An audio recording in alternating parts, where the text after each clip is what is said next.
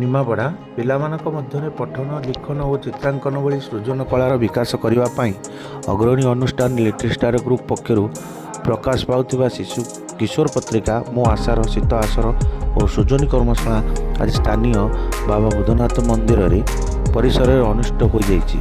ଗ୍ରୁପର ସମ୍ପାଦକ ସୁମନ୍ତ ମହାରଣାଙ୍କ ସଂଯୋଜନାରେ ପିଲାମାନଙ୍କ ମଧ୍ୟରେ ଗଳ୍ପ, କବିତା, ଚିତ୍ରାଙ୍କନ, ଛବି ଦେଖି ଗପ କହିବା, କବିତା ରଚନା କରିବା ଆଦି କାର୍ଯ୍ୟକ୍ରମ ଅନୁଷ୍ଠିତ ହୋଇଯାଇଛି।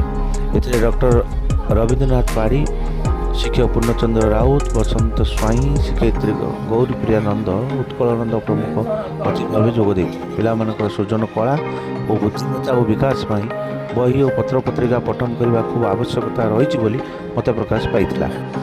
ଅଭିଭାବକମାନଙ୍କର ନିଜ ପିଲାମାନଙ୍କୁ ପଠନ ମନସ୍କ କରିବା ପାଇଁ ପତ୍ରପତ୍ରିକା ଯୋଗାଇ ଦେବା ପାଇଁ ପରାମର୍ଶ ଦିଆଯାଇଥିଲା। ସୃଜନ କଳାର ବିକାଶ ହିଁ ନିଜର ସଫଳତାର ଚାବିକାଠି ବୋଲି ମତ ପ୍ରକାଶ ହୋଇଥିଲା। ଶେଷରେ କୃତି ପ୍ରତିଯୋଗୀମାନଙ୍କୁ ପୁରସ୍କାର ପ୍ରଦାନ କରାଯାଇଥିଲା। ବହୁ ଛାତ୍ରଛାତ୍ରୀ ଅଭିଭାବକମାନେ ଯୋଗ ଦେଇଥିଲେ।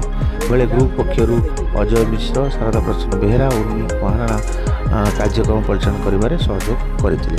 ପରିଶେଷରେ ସମସ୍ତଙ୍କୁ ଧନ୍ୟବାଦ ଅର୍ପଣ କରାଯାଇଥିଲା।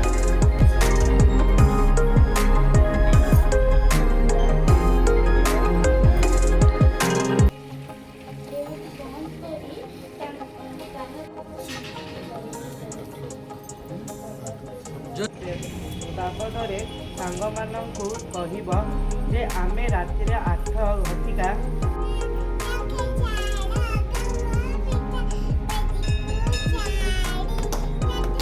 କହିଲେ ଆମେ ବିଭିନ୍ନ ସମୟରେ ଉପବାସ କରୁ। ଉପବାସ ତ ଶିଖିନ ମାନେ ବଡ଼ ହେଲେ ଜାଣିବ। ଆମେ ଆଜି ଓଷା ହେଇଛି ଜାଗର ଖାଇବାନି, କି କାଲି ସଂକ୍ରାନ୍ତି ହେଇଥିଲା ଆମେ ଉଷୁନା ଖାଇବାନି, ଅରୁଆ ଖାଇବା। ଡିଜିଟାଲ ସରସ୍ୱତୀ ପୂଜାରେ ଆମେ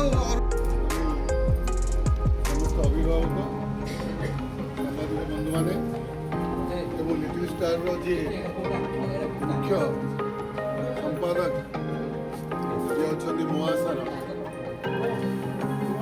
ସ୍ୱର୍ଗୀୟ ସୁମନ୍ତ ମହାରଣା ଏବଂ ଉପସ୍ଥିତ